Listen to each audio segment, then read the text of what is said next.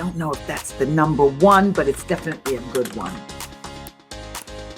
Sheryl, it is a true honor to have you with us here today. Thank you. And since you're one of the stars of the amazing, the incredible Abbott Elementary, we're going to show you a few ranker lists that we curated just for you. And these lists were ranked by the public. We're going to see if you think the public nailed them or if they need a bit of a re-rank. Okay, I'm down for that. Lauren Moe. I love the balance the show strikes between the optimistic, young, energetic teacher and the more realistic, seasoned veterans. I think striking this balance is something that Abbott handles very well. Very often when, they do shows about teachers always end up being the butt of the joke, but they're always very happy to see that teachers maintain a platform of respectability for you to be able to see what really goes into being a teacher. From Alicia Marie, please, not Barbara talking about retirement already. That's not supposed to happen until season 7. Well, I beg to differ. That's not supposed to happen until season 10 of Abbott Elementary. But I love this one too. And it's got that great emoji of a shocked Wendy Williams. So I love that. I am here to relieve their fears and let them know Miss Barbara Howard is not retiring anytime soon. Here is number 3. Tyler James Williams needs an Emmy for simply looking at the camera. It legit makes the show. Trust me, he's got the looks for you. Absolutely. And when he opens up those big eyes, it makes you see things differently. So that's a good agreement too. Okay, let's go to number 2. I'm already prepared to not like whoever Gregory's girlfriend will be before he finally dates Janine. LOL. Well, now I just have to say, you better think about that kind of statement. We never know what's going to happen in the mind of the brilliant Black girl named Quinta Brunson. So, should they be a couple? Should they not be a couple? I'm like you, girl. I think they should be a couple, but you know how some young men are when they haven't really made up their mind after a long time.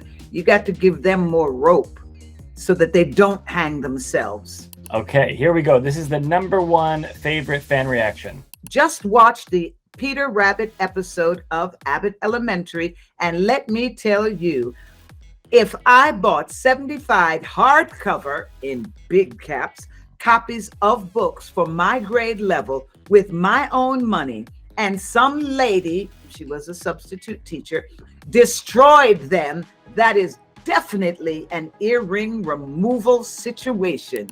She came back with a second mention and she said, I just looked it up. Peter Rabbit, new hardcover, runs $8 a pop.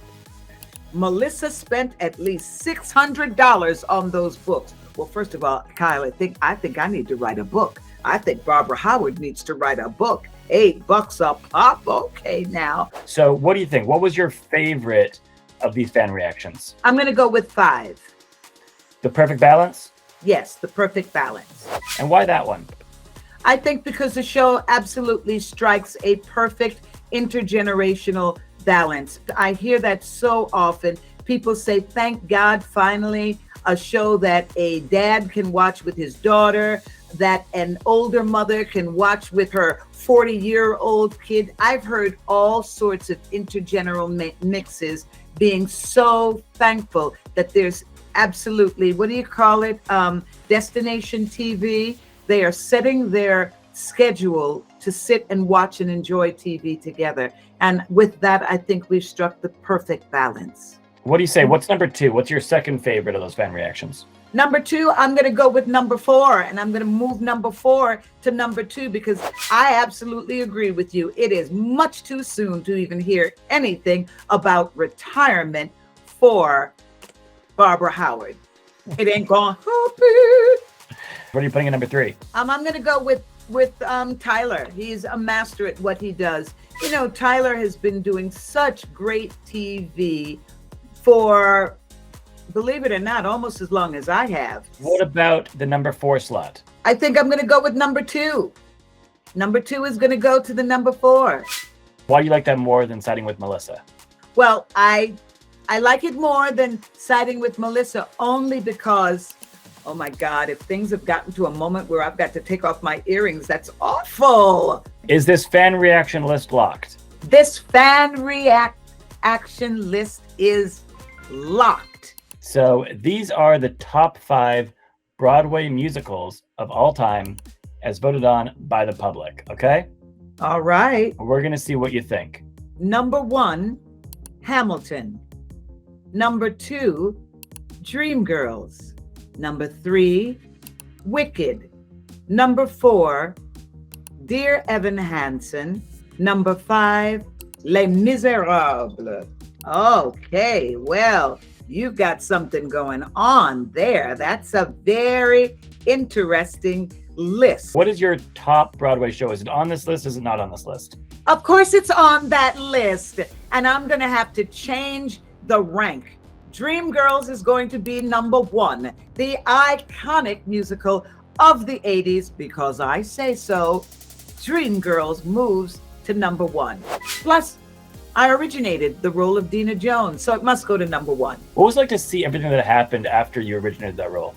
Let me tell you, I always knew this was going to be a big hit of a show. Even when Joseph passed on it, when Quincy Jones walked out on the workshop, I still knew in my heart of hearts that Dreamgirls was going to make history. I just knew it. I could feel it. And once we opened out of town in New Haven, nothing was ever the same. Very much like the musical that I am going to switch to number 2, and that is Hamilton. Hamilton was, first of all, another amazing night in the theater. It was moving. The music was great. The acting was outstanding. The choices that they took theatrically, just switching, roles and people and races and just telling you a story. What are we going to put at 3?